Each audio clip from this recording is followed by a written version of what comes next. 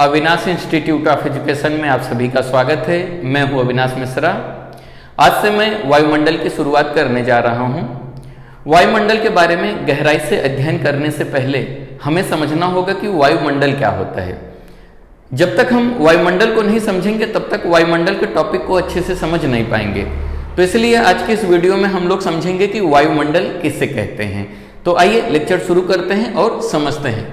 वायुमंडल, जिसे अंग्रेजी में एटमॉस्फेयर कहा जाता है। वायुमंडल को अंग्रेजी में क्या कहते हैं? एटमॉस्फेयर कहते हैं। तो आइए इसके बारे में समझते हैं।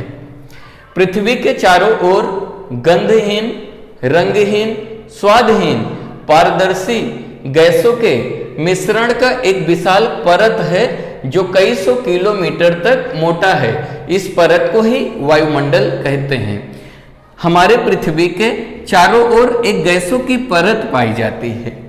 हमारे पृथ्वी के चारों ओर गैसों की एक मोटी परत पाई जाती है। इस परत को ही हम लोग क्या कहते हैं? वायुमंडल कहते हैं, जिसे अंग्रेजी में एटमॉस्फेयर कहा जाता है। वायुमंडल जो है गंधहीन है। गंधहीन का मतलब क्या होता है? जिसका कोई सुगंध नहीं होता है।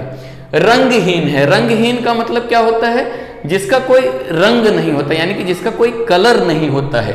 स्वादहीन है। स्वादहीन का मतलब जिसका कोई स्वाद नहीं होता, जिसका कोई टेस्ट नहीं होता है। पारदर्शी है। पारदर्शी मतलब जिसे आर पार देखा जा सकता है। तो हमारे पृथ्वी के चारों ओर विभिन्न गैसों की एक मोटी परत पाई जाती है और इस परत को ही हम लोग क्या कहते हैं? इस परत को ही हम लोग वायुमंडल कहते हैं। तो आइए देखते हैं जो परत है ये किससे बनी हुई है। वायुमंडल जो है विभिन्न गैसों से बनी हुई है, जैसे कि नाइट्रोजन, ऑक्सीजन, कार्बन डाइऑक्साइड, जलवाष्प और धूल कणों से मिलकर बना हुआ है। तो हमारा जो वायुमंडल है वो विभिन्न गैसों से मिलकर बना हुआ है, जैसे कि कौन कौन से gas? Nitrogen, oxygen, carbon dioxide, जलवाष्प, धूल कण, इन सब से मिलकर बना हुआ है। समझ में आ गया? आगे समझो। वायुमंडल सौर विकिरण के लघु तरंगों के लिए पारदर्शी है, लेकिन पार्थिव विकिरण के लंबी तरंगों के लिए अपारदर्शी है। हमारा जो वायुमंडल है, जो सूर्य से जो किरणें पृथ्वी तक आती हैं, उन किरणों को हम लोग क्या कहते हैं? उन किरणों को हम लोग सौर विकिरण कहते हैं। समझ में आ गया? सूर्य से जो किरणें पृथ्वी पर आती है उसे हम लोग क्या कहते हैं? उसे हम सौर विकिरण कहते हैं। तो हमारा वायुमंडल जो है सौर विकिरण के लिए पारदर्शी है। सूर्य से जो किरणें आती हैं वो छोटी छोटी आती हैं। समझ में आ गया? सूर्य से जो किरणें निकलती हैं वो लघु होती हैं। लघु मतलब छोटी छोटी होती हैं। और सौर विकिरण के लिए जो हमारा वायुमंडल है वो पारदर्शी है। पारदर्शी मतलब सूर्य की किरणें सीधे पृथ्वी पर पहुंच जाती है, यानी कि सूर्य की किरणें पूरी तरह से पृथ्वी पर पहुंच जाती है। तो सौर विकिरण के लिए वायुमंडल जो है पारदर्शी है। समझ में आ गया? और जो पार्थिव विकिरण है, पार्थिव विकिरण क्या होता है? सबसे पहले आप समझ लो इसको। सूर्य से जो किरणें पृथ्वी तक आती हैं उसे हम लोग सौर विकिरण कहते हैं। तो पृथ्वी के ऊपर जो किरणें आती हैं सूर्य की तरफ से, वो प्रकाश के रूप में आती हैं। सूर्य से जो किरणें पृथ्वी पर आती हैं वो किस रूप में आती हैं? प्रकाश के रूप में आती हैं। और पृथ्वी पर आने के बाद एक पृथ्वी का तापमान बढ़ा देते हैं। किरणें कैसी होती हैं? गर्म होती हैं। तो जिसके कारण पृथ्वी पर तापमान बढ़ जाता है। और जब पृथ्वी पर तापमान बढ़ जाता है तो वो किरणें पृथ्वी से सूर्य की तरफ वापस लौटती हैं। तो जो किरणें पृथ्वी से सूर्य की तरफ वापस लौटती हैं तो तापमान के रूप में वापस लौटती हैं। समझ में आ गया?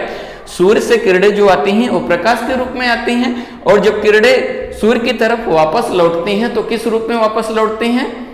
वो तापमान के रूप में लौटती हैं। और जब पृथ्वी से तापमान के रूप में वो किरणें ऊपर की तरफ यानी सूर्य की तरफ जाती हैं तो उसे हम लोग पार्थिव विकिरण कहते हैं। इसको आप उदाहरण से समझो, अच्छे से समझ जाओगे।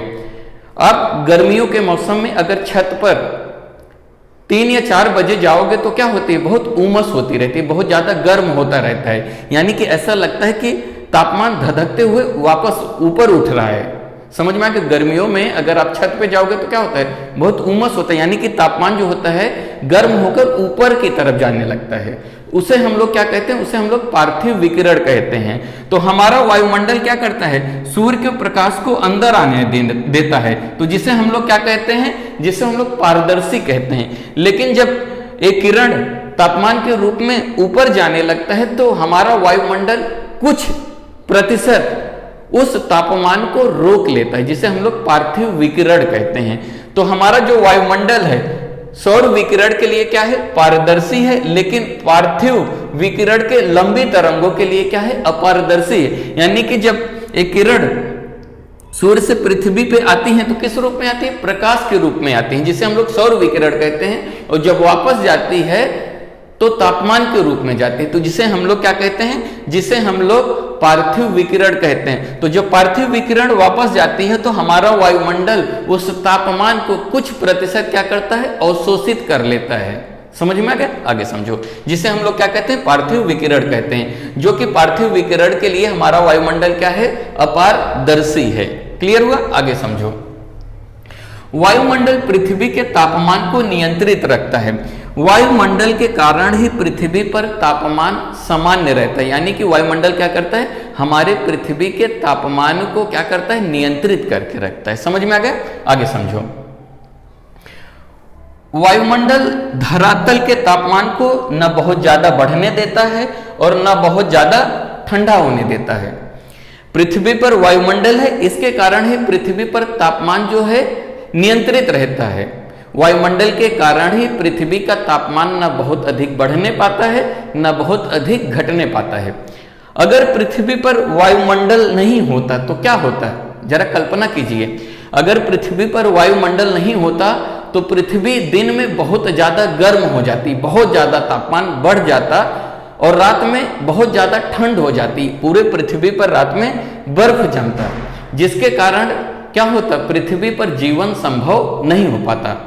अगर आप चंद्रमा पर जाओगे तो चंद्रमा पर वायुमंडल नहीं पाया जाता है, तो चंद्रमा दिन में क्या होता है, चंद्रमा दिन में बहुत ज्यादा गर्म हो जाती है और रात में बहुत ज्यादा ठंड हो जाती है। समझ में आ गया। अगर पृथ्वी पर वायुमंडल नहीं होता तो तापमान जो है नियंत्रित नहीं होता, तो वायुमंडल के ही कारण पृथ्वी पर तापमान नियंत्रित रहते हैं। समझ में आ गया। पृथ्वी पर गुरुत्वाकर्षण बल के कारण ही पृथ्वी पर वायुमंडल है। पृथ्वी पर वायुमंडल क्यों पाई जाती है, क्योंकि पृथ्वी पर गुरुत्वाकर्षण बल है। गुरुत्वाकर्षण बल के कारण ही पृथ्वी पर वायुमंडल पाई जाती है, याद रखना। समझ में आ गया, आगे समझो। हवा में स्थित गैसों की मात्रा जो है धरातल पर अधिक होती है, परंतु जैसे जैसे हम ऊपर जाते हैं वैसे वैसे इसकी मात्रा घटने लगती है। वायुमंडल का सबसे अधिक घनत्व जो है समुद्र तल पर होता है।